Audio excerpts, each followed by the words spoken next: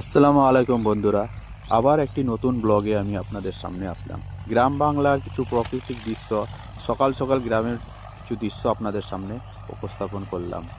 শহরের সকালটা একটু আলাদাভাবে হয়, কিন্তু গ্রামের সকালটা একদম পুরো ব্যতিক্রমী। গ্রামের সকালে গ্রামের সব মানুষ নিজের কাজেই ব্যস্ত।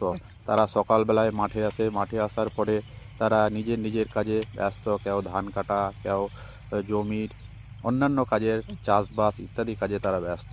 যেমন শহর এলাকার মানুষরা সকালবেলা উঠে ঘুম থেকে জিমে যায়, কিন্তু গ্রামের মানুষ নিজের কাজের প্রয়োজনীয় সকালে সকাল সকাল মাঠে বেরিয়ে পড়ে তারা নিজের কাজ করার জন্য। তাই মাঠে এসে দেখতে পেলাম যে বিলুপ্ত প্রায় গরু বা মোষ দিয়ে লাঙল চাষের পদ্ধতি। হঠাৎ দেখতে পেলাম যে একজন কাকু লাঙল চাষ করছে। সেটা দেখলাম, দেখার পরে ভাবলাম যে সত্যি এই বিলুপ্ত প্রায় জিনিসটাকে আমাদের সবার সামনে উপস্থাপন করা দরকার।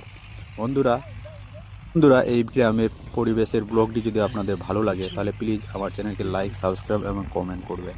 গ্রামের কিছু সুন্দর মুহূর্ত দৃশ্য আপনাদের সামনে উপস্থাপন করলাম। বন্ধুরা, তোমরা সবাই ভালো থেকো, সুস্থ থেকো।